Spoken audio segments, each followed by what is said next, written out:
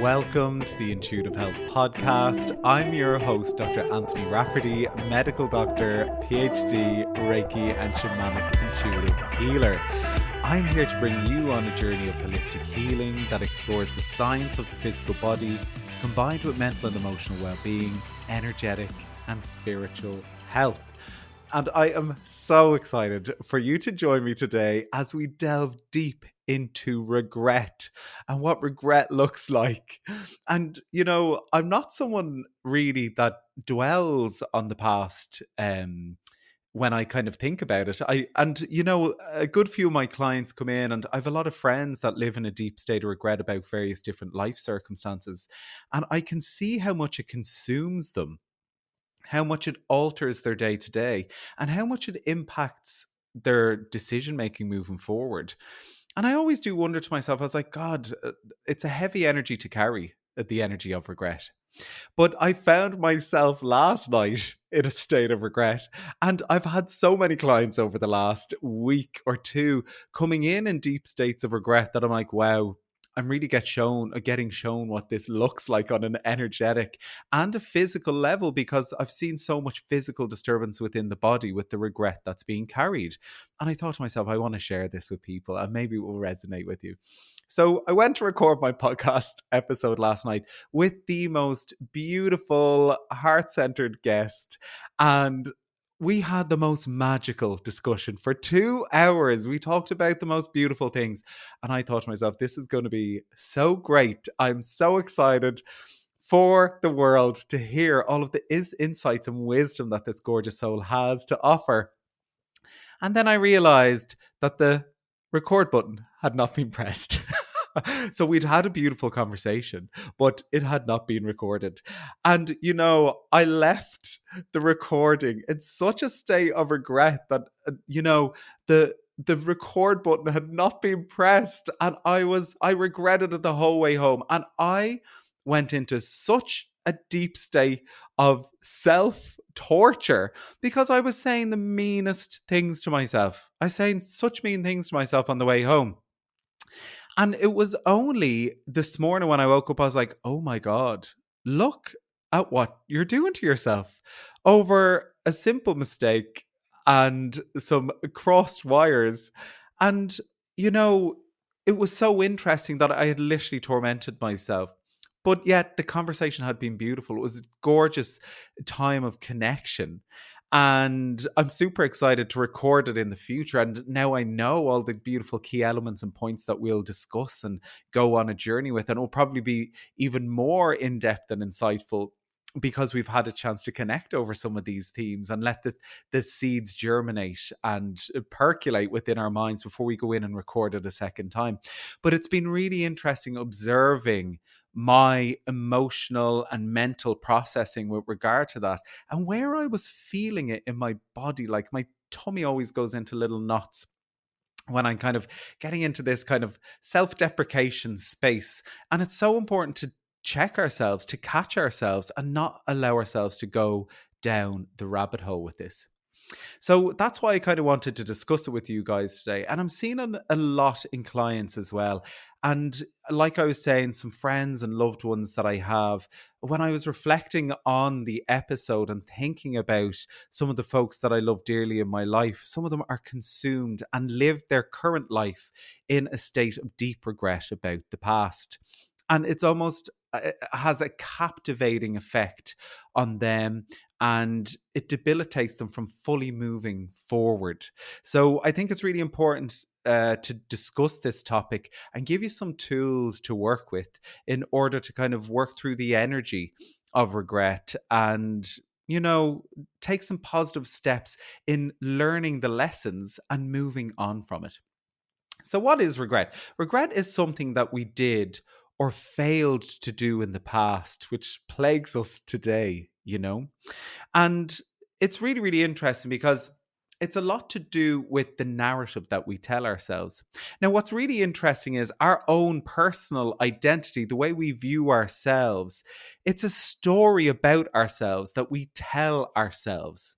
And there's going to be light and shadow elements to what we tell ourselves about ourselves. And let's say we live predominantly within the light space with this. We tell ourselves all the beautiful things about ourselves, the redeeming features. We live in a much happier, meaningful world where we feel like we've accomplished an awful lot and we're on a journey that has gone from one beautiful boulder stepping stone to another as we evolve on this journey. However, the shadow side of this is the contamination element in which we contaminate our psyche with negative talk and with negative loops or spirals of things that happened in the past or things we didn't do or succeed in XYZ, things like that. And this is kind of where the regret falls into. It's one of these negative talk cycles we have with ourselves that keep us in a state of kind of miserable existence and failure to move forward. Now, I wanted to speak into a study that was done by someone called Daniel Pink, and it's called a World Regret Survey, in which they surveyed over 16,000 individuals from 105 different countries. I believe they translated this survey and sent it out to all of these people, and people basically sent in what their biggest regrets are. And then the research team set about actually breaking all of these themes down and actually categorizing the main themes that arose from the survey. And interestingly, they managed to actually break regret down into four common groups or four common themes. So the first type of regret is foundational regret. And this is what Daniel Pink talks about in his book, The Power of Regret. And essentially, he says that foundational regret, it's almost like it isn't a huge monumental regret. It's the accumulation of mini regrets over a long period of time until we find ourselves in a position, whether that's with our health, our finances, our careers, that we think back and think, God, I wish I had done things differently. I wish I'd taken the leap to leave that job. I wish I'd eaten better and maybe wouldn't have type 2 diabetes now. I wouldn't be struggling with my weight now. Or I wouldn't be within a high cardiovascular risk profile because I'd paid attention actually many, many times ago. And that's really interesting with regard to our health, because a lot of people when they come through the door, it's the accumulations of I wish I had done that differently then. But those circumstances don't need to define us, you know?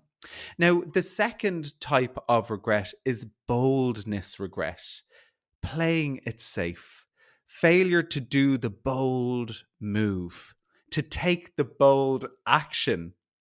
You know, what could have been if I'd actually gone and done the bold thing? And it's really, really interesting. And I really admire the kind of lessons that can be learned from looking at this energy of boldness. And, you know, I did this beautiful course with Connor Crichton recently at the Summer of Love, where you go on a journey of what it's like to go deep into self-love and what it's like to truly love and be loved. And it kind of questions your core beliefs and all of these wonderful things. And I've previously done podcast episodes on core beliefs as well. And you know, it was really, really interesting because one of the actionable items that we had during this course was looking at bold actions that we had to take. We had to go on deep dive into our core beliefs and identify what core beliefs were holding us back from achieving great things in our life. And then we had to write a bold actions list that we then had to sit down and even though the stuff was scary, there was fear around taking the bold action to make the change in our life, to challenge the core beliefs that we had about ourselves and the circumstances we find ourselves in. The bold action list that I wrote was super scary. And once I started doing the actions on it, I was like, oh my God, I feel like I am getting places here, because you're doing the things that bring fear to the body, but they restrict you. And I love this kind of this reflection on, you know, boldness regret, because a lot of the time it's the things that we don't take the bold action to do that we then regret down the line. So really, really interesting. That's one of the four main themes or topics that came up. The third is moral regret. So it's an action or something that happens when we have a lapse in judgment that then goes on to haunt us for a long time afterwards. And these type of moral regrets can be quite debilitating, and they can be really, really negatively impacting on our psyche. The fourth and final group that was established by the research team was connection regret. If only I'd reached out sooner. And this connection regret largely was related to relational life, whether it's romantic relationships or whether it's the friend. And I tend to see this quite a lot with regard to the clients who come through that are in a grief process with someone who's died quite quickly after a terminal diagnosis or suddenly. And the regret that the people that are still living here carry, because maybe they didn't tell them they loved them, maybe they didn't reach out to go on a journey of healing wounds or conflict within the human existence of the relationship. And it's something that I see often in the practice, and it can be really, really quite a large burden to carry for the ones who are left here in the physical world, and carrying that burden of connection regret. Now, what was really interesting within the overarching analysis of all these different themes was that two-thirds of the regrets that came through in the survey were all to do with inaction, the failure to take an actionable step. And I find this really, really fascinating because I've talked into kind of the energy of avoidance in some of my previous episodes and what that looks like. And the opposite of avoidance is approaching. And are there elements that you're avoiding in your life that you need to approach? And similarly, what things are we in a state of inaction with that we need to take the bold action to step forward and heal the wounds or reach out and do something differently to put us in a better space within our life, within our mental and emotional well-being, within our physical well-being, our energetic and spiritual well-being. So inaction basically is one of the unifying features across all four of these categories. So just while I'm saying this, just think to yourself, is there an area of your life that you feel stuck, that you're not taking the actionable or bold intention steps to move forward with? And when we are in a state of paralysis or we're choosing to take the stance of inaction, we're not taking the bold steps, that can drain you of your energy. I've had many clients over many weeks and many months that come into me and they're like, I'm completely fatigued at the moment. And when you sit down, there's a huge decision that needs to be made. The answer is standing in front of them, and they're spending time fighting with themselves, trying desperately to hold on to the old version of themselves instead of letting go of that version, knowing that it will create the space to allow new energy for a beautiful, more evolved version of you to step in. But because we can't control the outcome, we've no idea what that looks like. We'd rather hold on to the thing that we can control because we know what it looks like. So take the step, identify what your feeling of an action is associated with, and take the bold step. So, I want to just feel into what regret does to the body. So, when we are in a state of regret, oh my God, it can wreak havoc on our body in so many different ways. Because if you think about the things that you regret, you generally go into a space of resentment. You generally end up going into a space of anger. And then we just start saying really mean things to ourselves. We should have done this. We should have done that. Why didn't you say this? Why didn't you do that? And that is so hard on all aspects of our being. Would you say those things to your best friend, to the person that you love most in the world, would you ever say any of those things? No, you wouldn't. So don't say them to yourself. And this is the thing, because when the resentment and the anger builds within the body, when the energy, and I've spoken into this in multiple episodes previously, emotion is energy in motion. It wants to move. And when we have the energy of resentment and anger in the body, and we continuously call it in and allow it into our organs, into our energy field, it can wreak havoc on the body. I tend to see anger presenting itself in very specific places within the body. Now, it can basically vary from person to person. I'm speaking quite generally about where I tend to see it predominantly. And that's within the liver energy, a lot of fire within the liver. I can feel heat within the liver. And also in the sinuses. So in the sinus, it's almost like we're turning the anger inwards. And I tend to see people with a lot of sinus infections, a lot of runny noses, rhinitis, all of these things. They tend to kind of have a lot of anger with themselves, you know?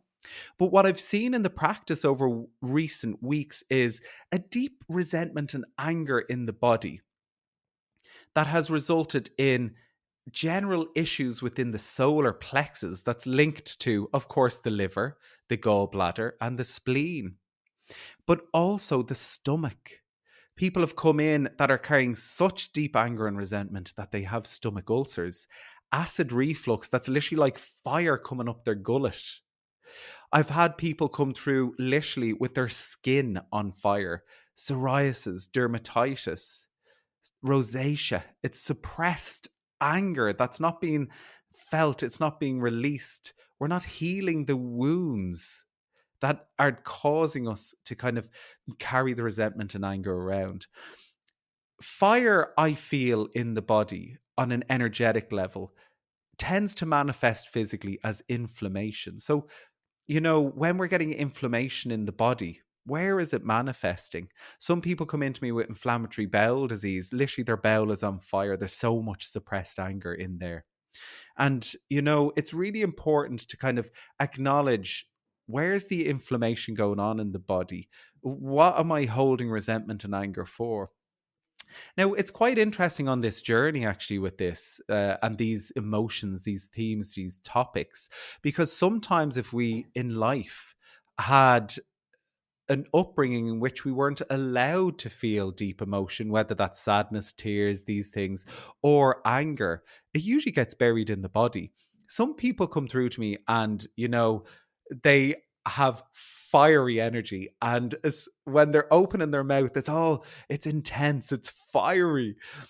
Now, some people have the energy of fire within the body they don't even recognize because they've spent so much of their life suppressing it. They're like, I never get angry.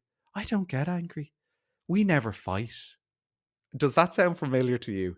Because if that's you, generally speaking, that's probably because the fire is suppressed because there was someone in our life in which there was so much fire, we suppressed our own fire, that we basically carry it internally in the organs, unprocessed, unfelt. So it's important to identify, as we're on this journey, healthy release mechanisms if we think we have fire trapped in the body. And they can include things like getting out and boxing, screaming into a pillow, hitting the pavement, running, and doing some tribal dance, connecting with the body, doing some somatic work. My personal journey with suppressed anger, because I never get angry person for a very long time in my life, was breath work. It was absolutely the key and the power behind the breath work to access the deep energy I was holding within my bowel. So it's really important to go on a journey of anger and resentment. But in relation to this feeling of regret, there's a couple of key things that we can do. We can basically go on a journey to unburden ourselves by speaking to someone, whether that's a therapist, whether you come and speak to me, whether it's a close friend or confidant. unburdening yourself by allowing yourself to talk about some of the circumstances in which you feel regret. And a lot of us carry a lot of shame around some of these things. So we actually keep a lot of them quite close to ourselves. Oh, I couldn't possibly tell that person. I couldn't possibly let someone know that that's how I feel internally. But you know what? And this is so powerful when I heard this. Regret is a human condition. Regret is a human condition. Every single person feels regret. Everybody does. Everybody. So if you are over the age of 6 years old, apparently, through research, you are generally going to be feeling regret of some form in the body. So just knowing that you're not alone on this journey, and when you begin to share your regretful experiences, you unburden yourself from the myriad of emotions and energies that are linked to that. And sometimes when we tell our stories, the people who are telling them to will go, "Oh my God, me too. I did something like that. I had something like that happen to me." And actually, the power in numbers then is so healing. So unburden yourself, speak about it. Feeling it is healing it. And oftentimes when we begin to speak about it, we bring ourselves back to that time. It brings up the emotion, it allows us to clear from the body, you know? Another thing I'd suggest for people to do is to learn from the lesson. Do some journaling around the regrets. What do you need to learn from the experience? And what can you take from the experience moving forward? So you can ask yourself, what did I learn from that? You know? And even some people, they don't know how to answer that question. So put yourself in the circumstance in which you're speaking to a loved one. What would you tell a loved one in that exact same circumstance? Because that's your intuition telling you, giving you the answer, you know? So go on a journey of learning the lesson and just striking it off. It's something that happened in the past. I've evaluated the circumstance and I've learned the lesson for moving forward. So when a circumstance presents itself, and you can be guaranteed the universe will bring you another experience to check whether you've learned the lesson, and just do it differently. Because you'll be armed with the knowledge, you have the power to make a different decision then moving forward, rather than subconsciously getting into the loop or the cycle, the regret loop, where you continuously make the same decisions again and then regret the decision repeatedly throughout life. The next thing is to meet yourself with some kindness and some compassion, not with anger, not with resentment, not with contempt, not with the mean words. Mistakes are also a part of the human condition. All of us make mistakes all the time. So just meet yourself with kindness.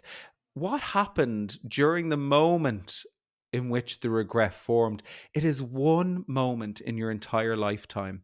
So don't let it define the future moments. Allow it to just be that solitary moment in which you learn the lesson and do not let it define who you are or who you become on your journey with your destiny for your highest good in this lifetime.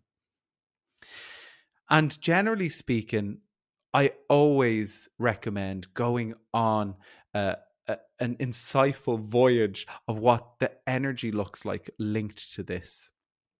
And through visualization, through working with an energetic healer, a shamanic healer, Reiki practitioner, that can bring you to some of these spaces to help you reclaim that version of yourself by meeting that beautiful younger version of yourself with compassion and really recognizing perhaps you now have the tools to do things differently. But that younger version of yourself, they didn't have those tools. They didn't have the knowledge that you do now. And, maybe it was just a little flash second of a lapse in judgment or a decision that was based on conditioning or trauma that you'd had previously that led you to make the decision in that moment. So just meeting that beautiful younger version of yourself with a little bit of understanding, but also shifting the energy of what's held in the body. And what I'm going to do now is bring you on a short meditation to do some of this energetic work with regard to releasing regret associated with something in your life, and also meeting yourself at that younger time with some love and compassion, bring some healing energy into the situation. So now I'm going to bring you on a journey. And I want you to imagine yourself in a very, very comfortable seat, feeling your bum on the seat.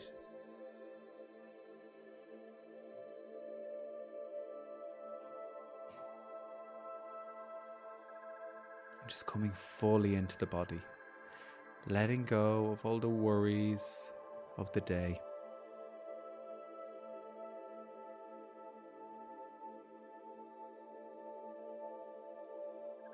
And just taking some lovely slow breaths into the bottom of the belly. Breathing into the count of 3. Holding it for the count of 3. And releasing slowly for the count of 3. And again, in for 3, feeling your belly expand. Filling your belly with as much air as possible. Holding for 3. And then releasing, feeling your belly deflate.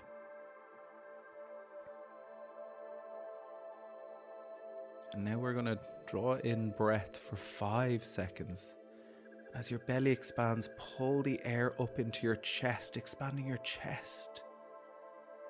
Allowing all of that, holding for 5. And then letting the air out for 5. Letting the shoulders relax, the chest relax, letting the air out of the belly.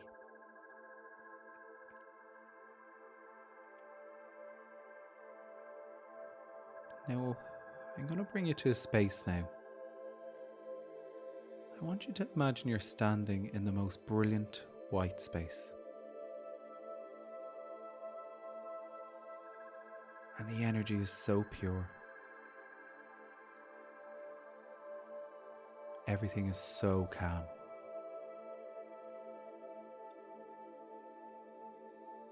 And there's such a sense of safety. You feel held in the light of this white space.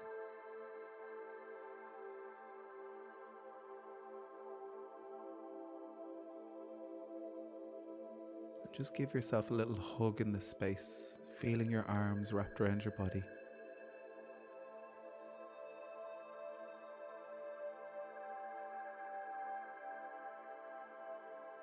Just maybe shaking from back to front, side to side, just giving yourself a little bit of a cuddle.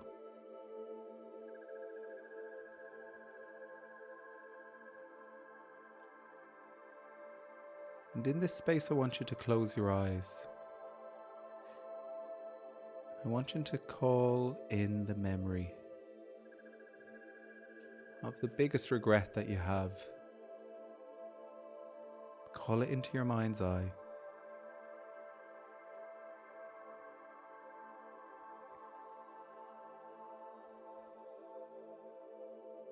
And when you open your eyes in that beautiful white space, I want you to see it playing out in front of your eyes.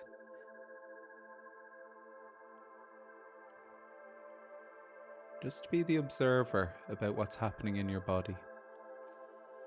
Any feelings that might be coming up, any energy that's shifting and moving.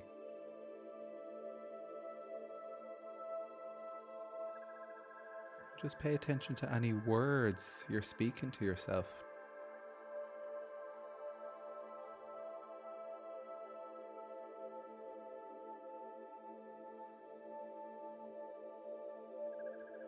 I want you to wave over at that younger version of yourself and shout to them, just say, "Hey, I'm here."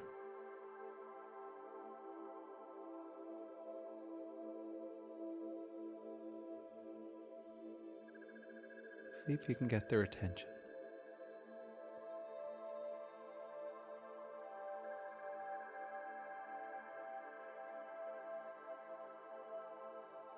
See if they'll come and be with you.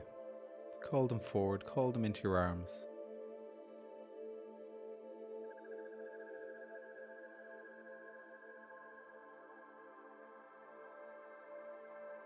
Ask if they'll unite with you.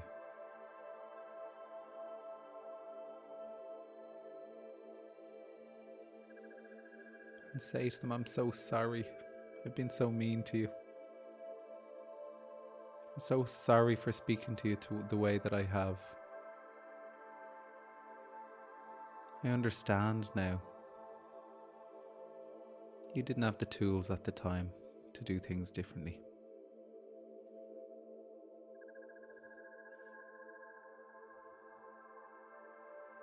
Hold that beautiful younger version of yourself so tight.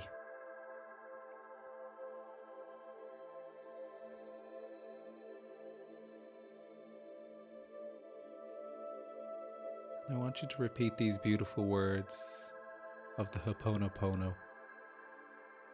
I love you. I'm sorry. Please forgive me. Thank you. Ask them to look into your eyes. Really taking a deep look into that younger version of yourself. I want you to repeat those words again. I love you. I'm sorry. Please forgive me. Thank you. Just really emphasize one final time. Please see me and hear me when I say this to you. And feel it deep in your heart. The love and the compassion that you have for this younger version of yourself. Erasing the energy of regret. Holding yourself in a beautiful sense of compassion and kindness. And once more say, I love you.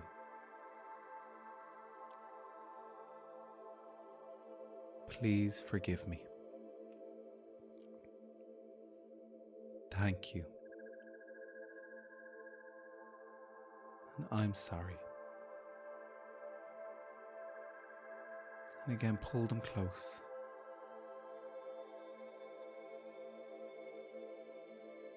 I want you to imagine now, the two of you united, that the most beautiful, brilliant white light begins to rise from the ground.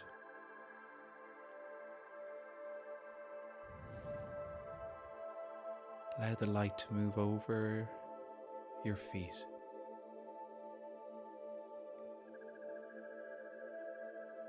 Your ankles, your calves and your shins.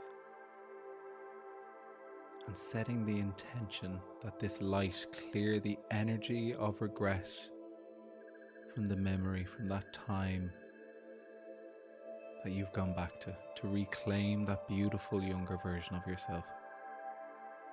Offer yourself healing.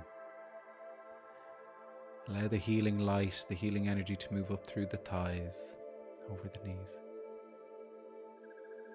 into the hips, into the pelvis.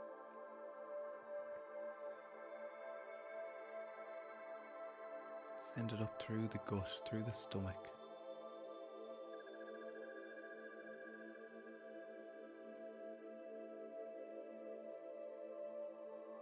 Allow it to move up through the chest and into the heart.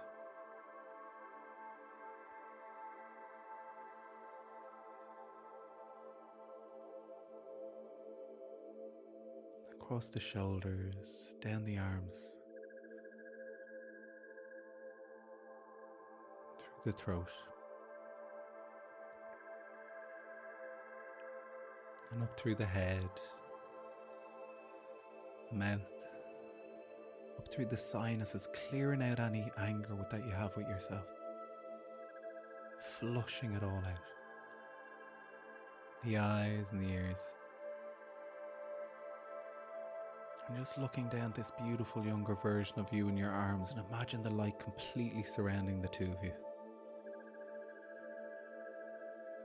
Your energy completely united, holding each other, feeling the love and the compassion towards that younger version of yourself. And I want you to ask that beautiful younger version of yourself now, what lesson do we need to learn from that experience? And see what they say to you.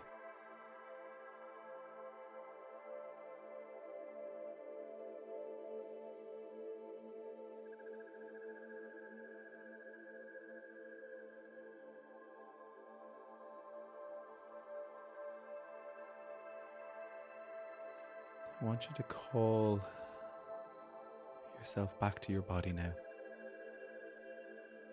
with that new energy upgrade,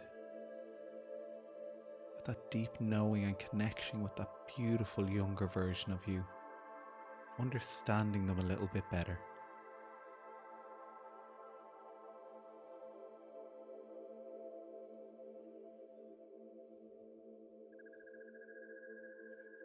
Perhaps you have a deeper understanding now of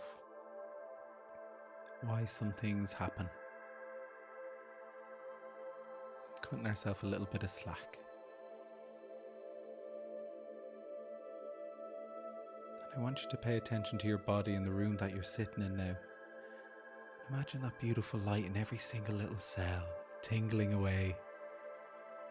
Your complete energy upgrade and shedding that little layer of regret held in the body.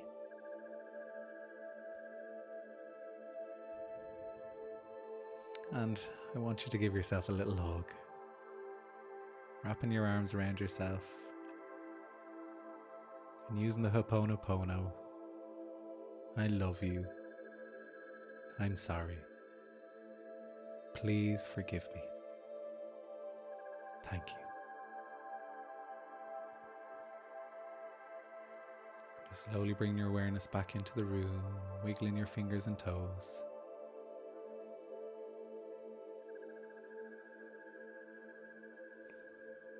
Perhaps taking some time when you come back into the space to journal about the message that you got, about the lesson that you learned.